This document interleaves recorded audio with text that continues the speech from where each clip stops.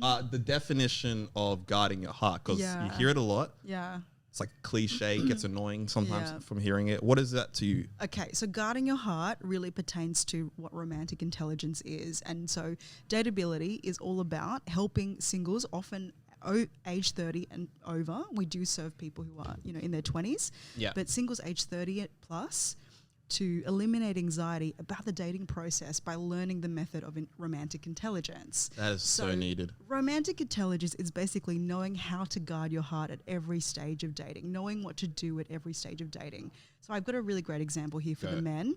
So gentlemen, if you're listening, if you have a first date with a girl that you sort of just met, you don't know her very well, unless you've been friends with her for 3 years and you both romantically kiss in the rain and declare your love for each other, that's been dormant, it was secret for like 3 years. Go for it, go for this. But if you don't know her very well, don't take her on this big dinner date for your first date.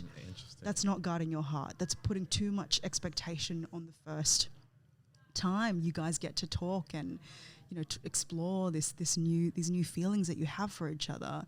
To guard your heart properly is to be appropriate on the first date. So for guys, take her out for coffee, go walking, go for a takeaway cup of coffee and go walk around the water. Yeah, that's a more appropriate way. It's going to put less pressure on the conversation, less pressure on her.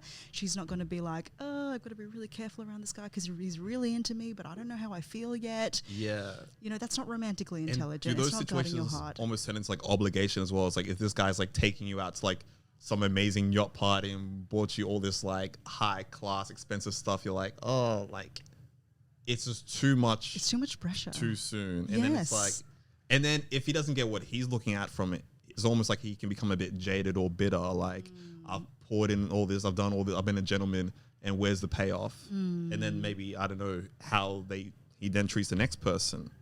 Exactly. And then we've coached a couple of guys. Ryan is my male coach. He's phenomenal. But we've coached a couple of guys who just went all out. And dating is really expensive for the men. I feel like I'm the ultimate anti-feminist now because I just really feel for guys. Just say how it is. So let us know what it is. Because I have my beautiful husband and I work with men, and I'm a real fan of men, and I think because I've been studying men for 5 years. But anyway, dating is really expensive for you guys. And that's why if you're going to really invest in a woman by like buying her expensive dinners or buying her gifts, you got to know that she's worth it. And at the beginning, just like buy her a coffee or like, and if it gets to date number 3 or 4 when it's appropriate to take her out to dinner, don't go to, don't go to Tetsuya's unless you earn, $300,000 a year and it's chump change for you. But can I throw in something as a guy that I know maybe a particular number of guys may be wrestling with their mind of the standards they keep, whether they're too high or not. Yeah. And say if it is something that is high standards, right? Maybe they're looking at like, say, the IG model on Instagram. Yes. Or it's like the pretty girl from high school, but that person in an adult form. Yeah. It's almost like, hey, if you're not coming with big money, then don't even try. Right. Do you feel like guys' standards today is also too high? Are we needing to almost re-evaluate and be like, hey guys, you've been looking at too much keeping up with the Kardashians. Yeah. It's time to start, realizing what the world really is. Yeah. Is that an issue right now? I think you're actually opening up a can of worms that I'm ready to open up with you, Josh, because the IG model, she's not. And I, to be honest, when I was like thinking about the questions, we're just thinking about social media. I don't have a lot of energy behind my views on social media because, it's a highlight reel. Everyone knows that. Everyone's sort of been hating on social media for the last 12 months or so. Yeah, we still get sucked into it. We do get sucked into it. That's true. How wild is that? It's a constant dopamine hit for us, So it's the reward chemical in our brain that goes off every time we update our Facebook or our Instagram reel or whatever. But the thing is, right, your question is about do guys, they feel like they need to bring the big money, and that's where I talk about the neediness versus non-neediness continuum. And say that again. Or narcissism, sorry. On one side, there's narcissism, and then on the other side is neediness.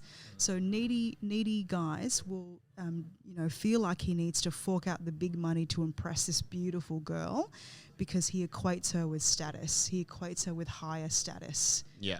And he treats her like a trophy.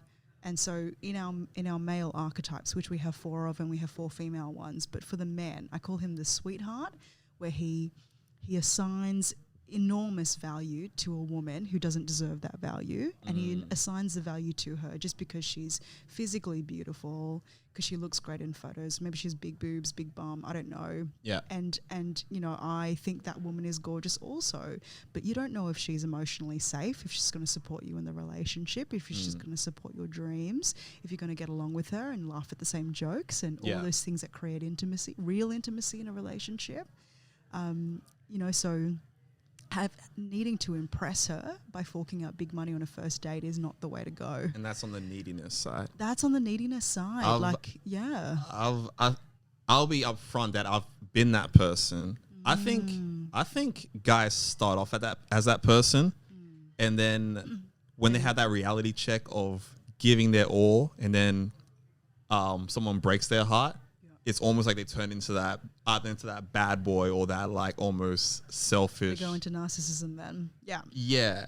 And it's crazy because and this is coming as someone who's not an expert in dating, but just someone who's giving his thoughts on maybe how men are thinking about this, which is I find males and females are both flawed creatures trying to come together, and at times we both